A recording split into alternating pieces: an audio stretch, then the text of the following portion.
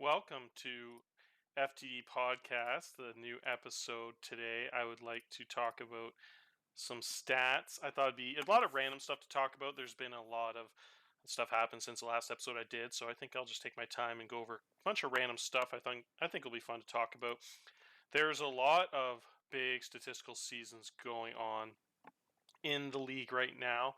If you look at the main page here, a couple things that want to probably jump off the page at you are how good those top teams are. There's a handful of teams there: Montreal, Colorado, Milwaukee, the Dodgers, and Phillies that are just all extraordinarily good. Pretty much every one of those teams has over a 67 win percentage, which is pretty radical.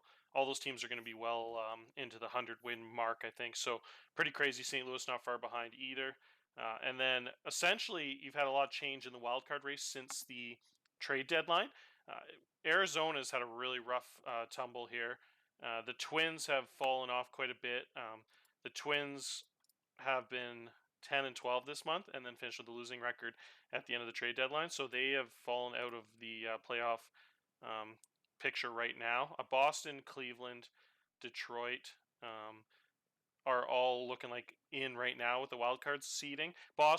Detroit's been the main riser. They're on a tear right now. They've won 7 in a row, 18 and 5 and 18 and 7 in the last 2 months. So they were actually out of the picture before. So they just kind of swapped with Minnesota there as like the number 3 seed, number 4 seed. So pretty big change of events there. Detroit it's like I mentioned at the trade deadline video, their pitching was just really underperforming. And if you look at their season so far here in the last month, the pitching has really turned it around. You can just see by the low scores. They just had that one game they let up 10 to Montreal, but essentially every other game for the entire month after the first like 5 days, if you look at starting here, 3 runs, 3 runs, they let up 9 there, and then 2 runs, 2 runs, 2 runs, 4 runs, 2 runs, 3 runs. So it's just a ton of good pitching and defense, and essentially just all 3 runs and under as the whole month, except for a handful of games there. So pretty radical difference. One of the big differences they made is calling up the rookie. Pretty insane. One of the first ever first round picks I've seen come up in the exact same year and have this much success. He's not striking out many guys, 9% strikeout rate, but everything else is fantastic, which you'd expect with those ratings. The sinker's gotten a lot better since the draft. The movement and control are crazy. So big change out of Detroit. The pitching's really coming along there. Boston's really hanging on. They made a couple big deadline acquisitions. Team's looking real nice now. Chad Johnson in left field there, coming over from the Mets. Started a little slow, but just getting acclimated to the new team. Parker Meadows has actually started on fire there. He's been really good, 118 WRC plus since the trade. Plugged him right in at center field, and he's just been gung-ho there. So really good start for him. And then they made another move there to get Andy Lull, who has also been fantastic. Come over and had a 1.99 ERA in 4 starts. All wins, as you can see here, essentially. So really fantastic improvements there by Boston. So it looks like they're fighting the Twins and Cleveland and Detroit. All those 4 teams are kind of fighting for those 3 spots. So it'll be really interesting. We'll see what happens in the last month. Still a lot of baseball to go, over a month left. In the other side of things, we've essentially had the exact same standings. The Chicago Cubs are holding on a few games ahead of the Rays and the Giants for the last spot there, and essentially the top seeding are all the exact same. The Dodgers and the Phillies on top, and then the Braves and Cardinals in the second place in their divisions. And it looks like there won't be too crazy of a race there unless the Rays can really recover and kind of come back and maybe snag that last wild card spot, but we'll see. Statistical side of things, a lot of things I want to talk about. We'll start with the Rookie of the Year races.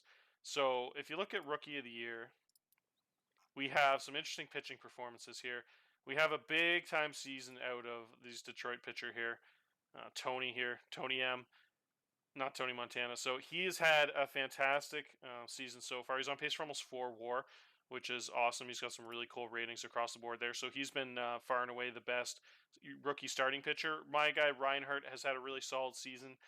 He is just kind of Mr. Consistent. Like he's had a couple bad outings here. The ERA was real low, about 3.5. The Sierra is not quite as good, but he's been really solid throughout the most of the year. Just kind of got cold lately, but pretty solid year from a rookie. And then you get the sensational relief pitcher season here out of Hong. Absolutely mesmerizing. strikeout numbers. Pretty impressive there. It looks like KC is going with the rookie closer here, 22 years old. He's moved into that closer role, it looks like, or at least potentially will. He's got 11 saves, so pretty nice season out of him. And if you look at the hitter side of things, from the rookies, this is where it gets real wild. Manny Levia, there's like three guys that are just having absolute outrageous seasons. So start with Manny Levia, sorry. Manny is unbelievable. The guy is hitting almost 330. He's on pace for almost 50 home runs. Really good walk rate. Really good strikeout rate. Only 14% strikeout rate with that much power. A ton of contact. Solid base runner for a first baseman. He's actually in the positives there. And what I want to talk to you guys about too with these stats is I had actually never used this stat. I didn't even know what it was really. So I've done some digging and I really like it. Is the batter runs rating. So essentially that if you guys don't use it, it equals the league average out to 0. So if they say plus 10, that's essentially means they're like worth 10 more than the average hitter in baseball this season. So it's not like he's only been responsible for 45 runs. Like the league average would probably be like 80 70 on the season or something. So if he's like a plus 45, he's like 45 runs better offensively than the average player. And that's not just per position, that's just for everything. So if a shortstop's plus 5, that's fantastic. So that means at the hardest, second hardest defensive position, he's above. So Manny Levia is at plus 45, which is absolutely ridiculous, like an MVP type season in a lot of years. It's just really impressive what he's done there. So that stat's really cool. I'm really sad that I didn't add that in earlier, but it's better late than never. So I really, really like looking at that. The other guy, Mitch Drew, here is having a ridiculous season. Same thing for him. He has just been clutch as hell, 4.18 WPA.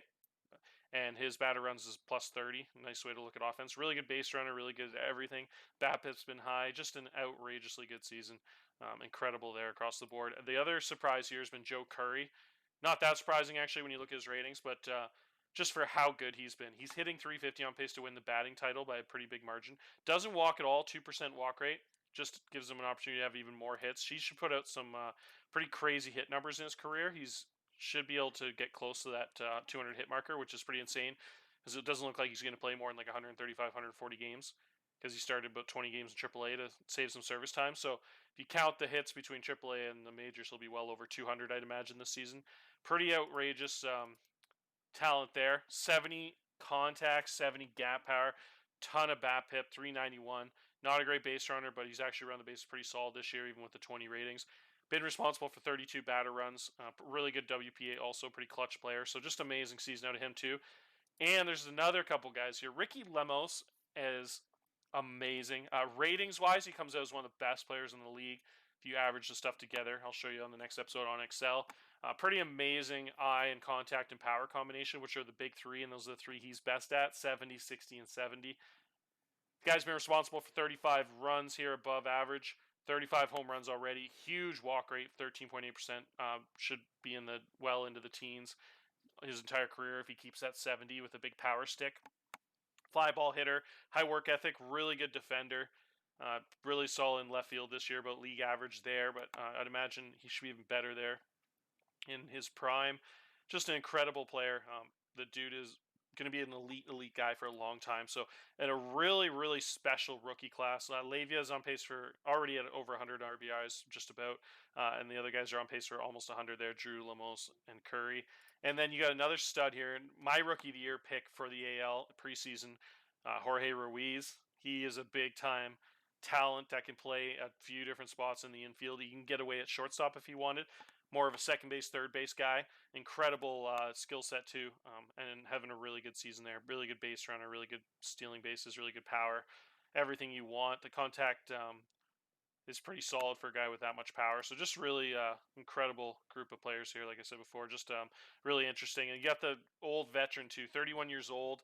He just got entered into the game. One of those rare guys that joins as a free agent. It demanded like 18 million, probably the biggest steal of the year.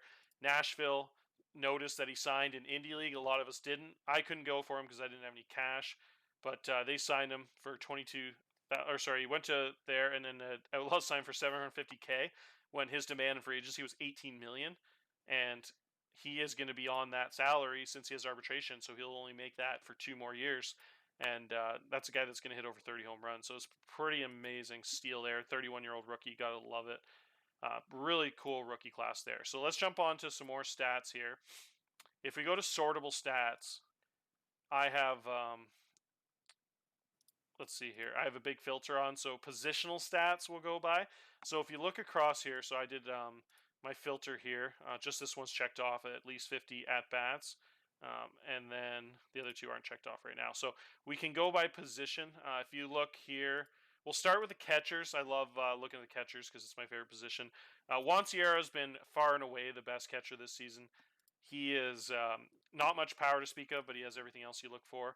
And then he's got a huge glut of guys. You see here, there's about 20 guys that range from 2.3 to 1.1 WAR. So almost all of them are right in the same, atmosphere there. You got a couple big bats at the top, and then if you kind of go through the stats just to look for some outliers, you got 22 home runs out of Jared Jones. Kevin Davis actually with 50 power here in Pittsburgh is having a pretty solid year.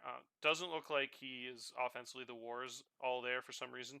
But I guess his batting average is so low and his on base percentage. His eye isn't quite playing up to his rating. Should be probably be an 8 or 9 walk percentage with a 50 eye, but he's had quite a bit of power to kind of make up for it. Dave Merrill, another fantastic rookie. Should be one of the best catchers in baseball for a long time. Already on pace for over 20 home runs, positive WAR, so he should be even better with the bat in his prime years. I think for sure he's looking real special. Um, and if you look across here, you're just looking for some standouts. No one really steals any base at catcher. Alfredo, unfortunately, is grounded in 23 double plays here, which is interesting. If you look at the errors, no one's in the double digits yet. If you look at batter runs, best offensive catcher has been Hogan, Sierra, and Joe Little, which makes sense. Daniel Susak's had an awesome year for a backup catcher. Really impressive there. So not much in the way of standout catchers. Like I said in the previous video, a lot of the top catchers ratings-wise actually kind of fell off. I can kind of go over those guys now. If you look at Chicago there, Adley Rutschman used to be the best catcher in the league. He's had some sharp declines, gone from 70 to 50 defense, and you see it in the numbers too. He is starting to lose his offense. Used to be in the double digits for WRC plus every single season, pretty much down to 86 here. So he is still solid because he was so talented. Even though he's lost a ton of ratings, he still has better ratings than most of the catchers in the league. But he isn't quite that superstar that he used to be. Same with Joey Bart in San Francisco. Hasn't lost quite as much, but he has lost about 10 defense over the years in the last couple of years there. So he is still really good also, just like Adley. But those guys are starting to maybe drop down from that elite tier. Probably still Bart is still probably in the top 5 catchers in the league, just because maybe even the second or third best. But we'll keep an eye on him. And then Herrera and St. Louis is starting to fall off a little bit, very minorly. He's had some minor drop offs there, just gone from 65 to kind of like a 55-50 type thing. So I don't have a great scouting report on him, but he is also not kind of the multi-war guy he was every single season, but just still solid players. But I just thought I'd mention that when you're talking about the catchers, because looking for some new guys to step up in the next few years. We're really down production coming from the catcher spot, if you think about it, with only one guy above like 2.3 WAR so far. So Sierra's kind of leading the way right now. First base, we have some crazy production across the board. Mike Williams, we didn't even talk about yet. Absolutely insane offensive season, leading the league at 53.6 batter runs above average. WPA is almost 5. Just an incredible offense player. Unfortunately, he's out for a few more weeks. Some of these guys aren't actually first basemen, so what we'll do is turn this filter on for guys that are listed at first base. Manny Lavia has actually leading the way there. Alex Bregman have been ridiculous, absolutely ridiculous. Over 100 career WAR now. Got it far enough over the 100 bar, so even if he has a bad year at the end of his career, he should still clear 100 pretty easily there. Bryce Ball, been incredible this season. Monster bounce back season out of him, which is cool to see. Figueroa, and you have a couple other guys down here. Some of these guys are different positions. Dominic Capelli here, another fantastic season. Over 400 on base percentage, stolen over 20 bases. Looks like he's going to finish in that 2020 club if he can hold on with the home runs. Pretty nice season out of him. Joe Curry is not really a first baseman, more DH, but he can play there a little bit. And then you got Tony Gomez playing some more second base now, I think. Didn't play much. He did actually play 85 games first base, sorry, for Cincy this year. Playing kind of mostly exclusively second base Actually, but yeah, about 60% second base in Montreal, kind of rotating between second and first, which is good to see. Guy's pretty talented at both. I already had some killer stats in Montreal since the trade. It's been amazing. Playing at a absurd, almost MVP level pace since he's moved to Montreal. 30 games, 178 WRC plus. So it's been an amazing acquisition there for them. Could put them over the top. And you got some other guys down here, but that's kind of the main gist of it for first baseman. If you look at second base here, you got Royce Lewis leading the way here. Royce Lewis played almost 80 games at second base this season. MVP type season. Don't have to talk about that much. Just an incredible season there. You don't really see another second baseman here. I thought I had the filter on for second base. Not sure. Okay, so let's go. Yeah, so I had the filter set wrong there. I had an or, so I've moved it to and, so I have to have 50 plate appearances and be listed at second base. Sal Stewart's had a tremendous season here. Awesome out of him. Moises Gonzalez, fantastic season out of him. Huge eye across the board there. Ed Howard, Mondesi, Nunez, a couple of good players down there. I don't know who Greg Howard is. I never noticed him before in Oakland. Actually on pace for a pretty nice season. Like him quite a bit. Nice young player. And then you have the Dodger second baseman having a pretty fantastic season too. So some pretty interesting names across the board there. Third base, we have Edwin DeJesus leading the way. On pace for 6 WAR. Crazy season out of him. On pace for 46 home runs. Pretty solid WRC plus of 160. 39 batter runs above average. Pretty solid defender. Just a tad below average. Really, really good season out of him. Nate Crawford is an absolute superstar in New York. He's turned into amazing player the last couple seasons. He's had a career best 4.7 WAR already this year. Big time arm at third base, pretty plus defense. Really big home run numbers. So just a real good player there. Ethan Aarons, a former first overall pick. Another solid season out of him. Looks to go back-to-back 40 home run seasons. Big time, higher WPA than he had last year, even after his 5.3 WAR season. So another big year out of him. Big guy that stepped up in a huge way is Willie here. Willie Rivilla really has just been amazing this season. Really good to see the step up in production out of him. And then you got Wander Franco, as always, just being an absolute star. Not quite as dominant as he's been in the past. He hasn't really lost much. He lost a little bit of eye and power, I guess, if you look at it that way, but not really. Still top 5 player in the league talent-wise. Probably just playing a little bit below his potential this year. This should be the first year he hasn't cracked 7 WAR in quite a long time. Probably actually going to be the worst season of his career since his rookie year, or that third year, I guess, in 2022. But still a really good player, though. Just the bar was set so high for his production. Ryan Vilade has just been real solid this year. Another really good player there. Geraldo Perdomo, kind of pretty solid year out of him, too. Fernando Tatis has been playing tired a lot. They don't give him much break. Every time I look, he's at like 20% rest status. So he's playing quite a bit under his talent level there, I think, because of that. Brady House, been real solid in Seattle this year. Matt Chapman, real good season out of him at the age of 39. Pretty amazing. I think, is he fine? Oh, he's starting to lose his defense finally. Okay, so that's another guy. He went from the end of last season, he was an 80 defender still. He's dropped all the way to 60, so he's lost 20 rating there. I think his range was 75, and I think his arm was 75 or something. So he's started to slowly lose a little bit there. He's so elite defensively that even with those drop-offs, I'd still say he's a top 5 defender in baseball, but we'll keep an eye on that. It's another guy that probably um, might fall off pretty fast here. Once those guys kind of start breaking, they break pretty quickly. So we'll see. Big time season out of my guy, to pimping my guy up. Jonathan Guzman has been revelation in Baltimore. He's been awesome. Never ever had like a positive WAR season for the first decade of his career almost. And then he had a really good season in 2029 where he hit 338 in Chicago for the White Sox. Had a monster season. Then he did nothing again for a few seasons. And then this year he's had a bounce back year and almost repeating what he did in Chicago that year, on pace for almost 4 WAR. Again, hitting over 300. And like that year, he's showing a little bit of power. And it's really cool to see because I love the fact that he's like 33 years old. And he's just kind of out of only ever had 2 good seasons. So just something about those veterans really breaking out is like one of the cooler things to see in sports or baseball specifically. It's like when those old G League guys come over in the NBA and put up a big game. It's just really cool. So Jonathan Guzman, really happy with his season. I'm probably regretting. I guess I should be regretting that player option next year. Player opt I should have gone a bit higher and tried to get him up for 2 years, but I'd almost assuredly he's going to opt out of that. But you never know. He does have low greed. And he's humble, so he could be kind of a team player and opt into that. But I imagine his demand is going to be a lot higher next offseason after the year he's had. So it's been a really cool season out of him for me. And then you had a couple of guys down here, Kazono, some big names making a lot of money there. Decently solid seasons out of them. My favorite position, shortstop. Offensively, Juan Vasquez leading the way, of course. There's been a little change at shortstop, very minor, but you are seeing it.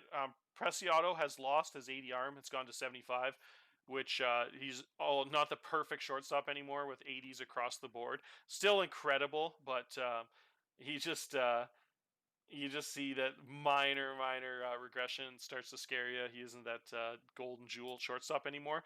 That belongs to Luke Leto, who now is, I think, the only guy with all 80s across the board. So defensively, you see it too. He's got 21 zone range, only 1 error in 113 games as shortstop, which is one of the most ridiculous things I've ever seen. I don't know what the record would be, but I can't imagine there's ever been any shortstops that play over 1,000 innings with less than like 2 or 3 errors. So I'd have to look that up, but that is just probably one of the best defensive seasons of all time, which is really cool. And then you got Pacheco, who is the same rating as Preciado now, just that 175. All those guys are ridiculously elite. Offensively, they're all doing pretty solid there. If you look at the batter runs, you get 28 out of Vasquez and then 10 and 16. And out of these next 2 guys, Leto's at a 0 there. Really elite defensively, so the WAR makes up for it. The lack of those 16 runs, I guess the defensive WAR makes up for, which is interesting. Kind of, that's a good way to show you exactly how many like the runs are worth defensively. He's ahead of a guy that's worth 16 offensive runs. So essentially, his defense has saved 16 runs over Pacheco's, which is pretty crazy because Pacheco's still an elite defender short with 9.5 zone range too.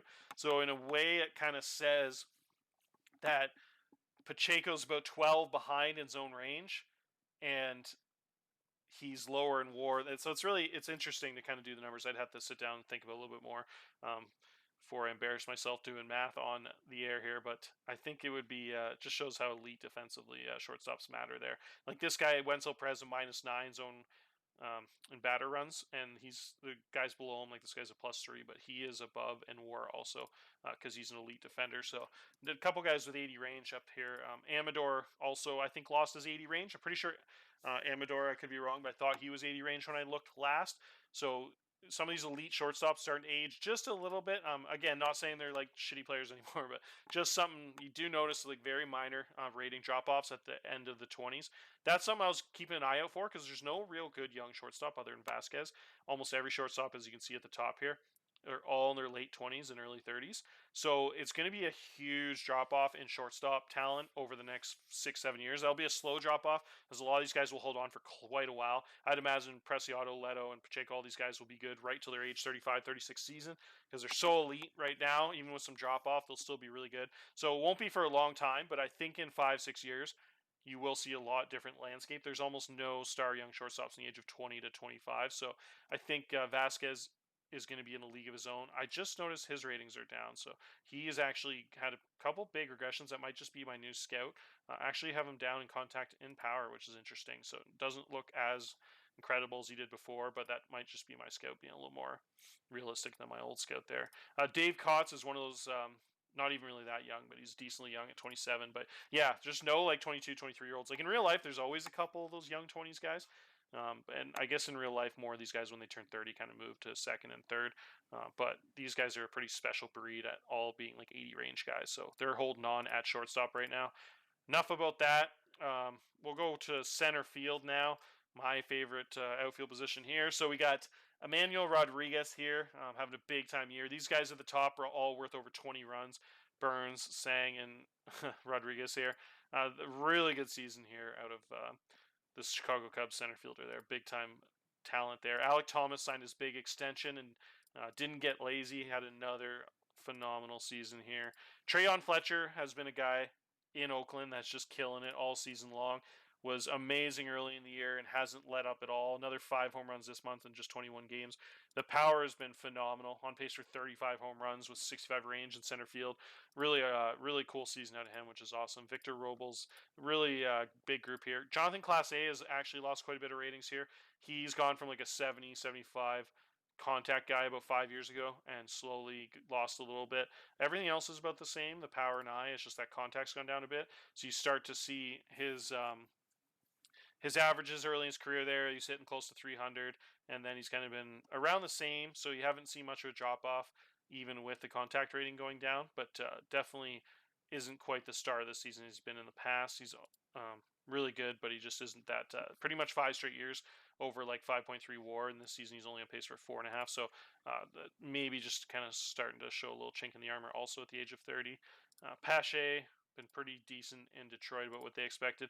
Adele has really cooled off. Adele's had a really hot start there. He was just killing it. And then if you look in August, he's only hitting 218. Well, the last 3 months, well, that was 3 games actually, so we'll skip that. But yeah, you see here he hit 453 that 1 month and just exploded. Was worth 1.7 WAR in like 15 games. But then yeah, he's cooled down quite a bit. Hit for a ton of power in July, but that's about it. He wasn't making much contact or walking much. And then August hit 185. So his WAR was on pace for about 5 or 6 and dropped down to about 2.9. But still one of the better center fielders in baseball. Just hopefully he can heat up a little bit more before the playoffs there.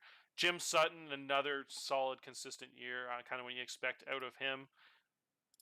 Petey Halpin, not quite living up to that 35 million a year, but there's not too many more years on that contract, and he's still pretty solid, so it's not total L there. Lucio here is healthy already. He was injured last time I checked, so he's on a little injury rehab. Recovered pretty quickly, though, and it looks like he's ready to go for the first place Dodgers.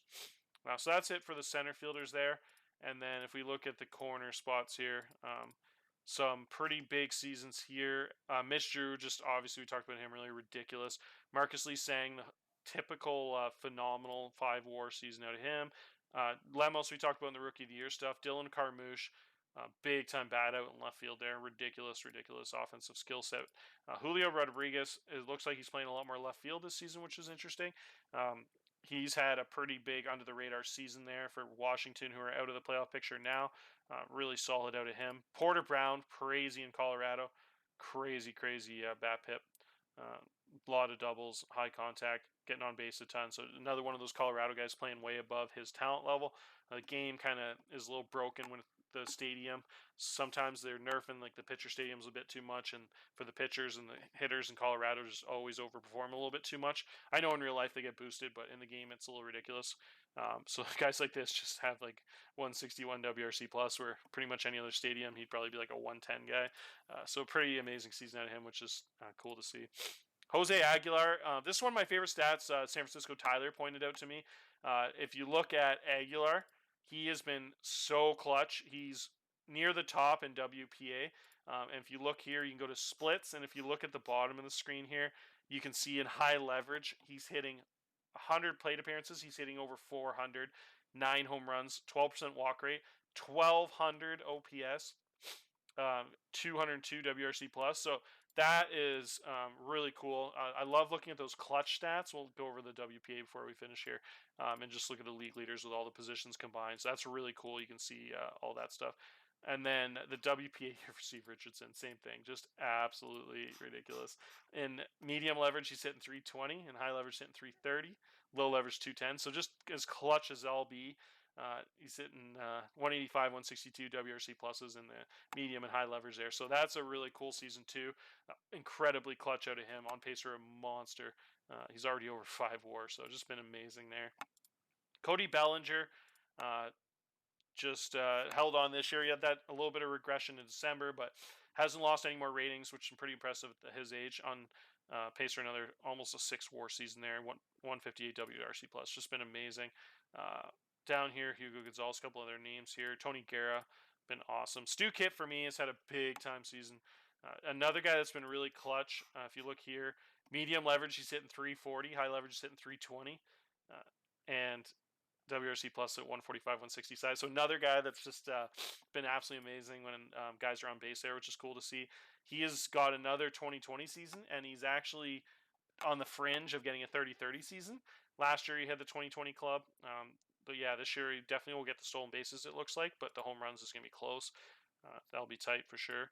Abreu had a bounce back season, big time production out of him, which is cool to see. A couple of those Houston bats playing real well. So yeah, let's go back to the overall just the at bats here. So if you sort the season by WPA, you can see the most clutch players. So Richardson, like we talked about, most clutch. Bregman's been very clutch too. It looks like, which is cool. Medium leverage has hit 340, high leverage 362, which is pretty ridiculous. The OPS plus is or WRC plus about 180 in those situations, so that's pretty insane. Pete Crow Armstrong clutches all hell. Pete Crow Armstrong here, 278, 290, I guess with a bunch of power and high leverage, 135. So pretty cool stats out of that too.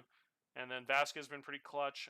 Victor Mosca has been pretty clutch. This guy is real high in WPA, which is pretty cool. Jared, the young guy, 24 years old. Last season he had a 123 WRC plus, bumped up to 142 this season. Essentially, he's had the same season, but just hit a ton better with the batting average. The 50 higher BAPIP and the batting average gone up about 40. So just getting more balls down, whether that's luck or whatnot. Pretty cool season out of him. Juan Colado's having a monster year, unfortunately, out for the playoffs, which really stings Colorado. He was one of the best players in the league so far this season. 186 WRC plus, just outrageously good. Pretty cool stats across the board there. This episode's gone pretty long. I don't know if I want to fit the pitcher stuff in. We could do a little bit here. Let's switch this over. So we'll go. Let's just highlight that one. 20 innings pitched, and then we'll go to pitching stats, and then let's just look at a few of these things here. Braun Brumley yet again on pace for 246 innings, just ridiculous. Discovered another cool thing recently. I had not really taken advantage in the past enough of the R War. I learned from watching really nice YouTube series on Out of the Park. The Spore guy, he does a really good Miami Marlins franchise. It's really cool. He's like 60 episodes in. I'm on episode 25. An awesome series. He started when the game came out, so I'm just catching up. So I learned from him that our war is like I knew the war is just the Fangraphs war. So Fangraphs war for pitchers, the main thing they use is FIP. They don't use ERA, so they use the FIP, so it's a little bit more determined on the pitcher stuff and not as much on the defense. The R War, the baseball reference war, they also have in the game. You can use either or, so you just check them off. If you go to the pitching stats, view, edit, and then you go to the top one, you go to edit stat row. Down near the bottom, you can see both of them, so you just highlight whichever ones you want. So you can have both of them on the sheet there. And this guy, the R War is baseball reference war, so they use ERA. So that one is actually more of a determinant of how stuff actually went, and then the actual war, the Fangraphs war here, is more how the pitcher did, but not how necessarily results came up, based on maybe the defense or bad luck or something. So talking with Tyler earlier, we kind of came to the conclusion it's a little better when it comes to award voting season, I think, to go by R War, because that's actually kind of what happened. Even if they're getting rewarded a little bit for good defense, can't always have the best of both worlds. But I think it's a little cooler way to say what actually happened on the season. But then if you're looking for like more future success, kind of like who's going to be better in the future, you kind of go more by FIP, because that's a little bit more independent stats, not as much of a team stat. So I think it's cool when you're looking at award stuff to go by R War. So if you look, there's pretty big difference in these stats. So if you sort by R War, oh, do I not have regular War on here? Interesting. I think did I just uncheck it? Let's go pitching stats. I do. I just have it somewhere else. Oh, I'm blind. It's right beside. So yeah. So our war, you can see there's like a 1.2 war difference there in Riley Stanford from the two different wars. Tony Diaz is 2 higher R war, so the ERA has been really good defense, I guess. Dustin May also 1 point higher there. Danny Moya there 1.3 higher. So it's interesting. This guy's a ton higher. Jorge Campos almost at 5 WAR for Philly, only a 1.7 WAR. So that's a crazy difference out of him. So you can see the ERA is 3.5. So it's just interesting. It must. I know Philly's got a really good defense here. I think Philly is first in the league in efficiency and zone range, plus 32 zone range. So those pitchers getting helped by that elite defense, which is cool. So that's why you get such a radical difference in the R WAR and the WAR there, which is pretty crazy. Pretty interesting stuff there, I thought, so at least. If you look at WPA, which is the other best stat to look at for relievers here, another Philly guy at the top here being clutch as hell. Itorino, former Baltimore Oriole, Pretty monster season out of him. 2.18 ERA, ton of saves there. Leading the league in WPA. Dustin May, it's pretty insane that he's up there. He's had a lot of long outings, I guess. This more of a reliever stat usually. This guy in Tampa has had a monster season. Jared K. There. I'm not going to try to say that last name. Krajenka or something. Pretty even season across the board. Guys are only hitting 153 off of a 1.37 ERA. Just outrageous stuff out of him. One of the better reliever years you will see. Only 4 hits per 9. Credible strikeout rate. Just pretty monstrous stuff out of him. It says, where did he come from? Minnesota Twins. He was taken the second round about 5 years ago, and he was in the trade for Ricky Ortiz. Interesting. So, pretty amazing season, which is cool to see out of him. Next up, Milwaukee Brewers. You get Juan Lopez, only a .5 WAR, but big time WPA, so just been really clutch, I guess, this season, which is cool. Machuca also 2.3 WPA, which is really cool, over 30 saves, so another guy that's been real clutch this year. Josh Bowers for the Cardinals, another guy under 1 WAR, but also, well, the guys only hitting 155 with 1.58 ERA, so I don't know why these WAR totals are so low. I guess it's because the counting stats aren't very good. He lets up a lot of home runs and walks a lot, but he's just had a lot of good defense and good luck, I guess. So a lot of those runs aren't scoring. So it's essentially it just seems like and you kind of see it in the stats, every inning, like a guy walks or a guy gets a hit, but then he just seems to close the door with multiple guys on base. So interesting stuff out of that. I don't know if you can see the high leverage in the pitching stats. I guess not, but weird year out of Josh Bowers there. So like I said, if you just looked at those 3 numbers, not a very good season. That's a lot of walks, a lot of home runs. The home runs are really high for 65 movement, so he should actually be even better than that. That's interesting. So, anyways, that's it for this episode. I don't want to go too crazy on these stats. I just thought it'd be really fun to talk about some of those stats that I've been using. I don't know if some of you guys have already been using those, but if not, they're really cool additions that I like seeing. And I also started using Sierra instead of FIP because I think that's a little bit better determiner the more research I've done. So quite a bit of changes for me across the board with the statistical stuff. So I've really enjoyed looking at some of these advanced stats a little bit more. So anyways, that's it. Cheers.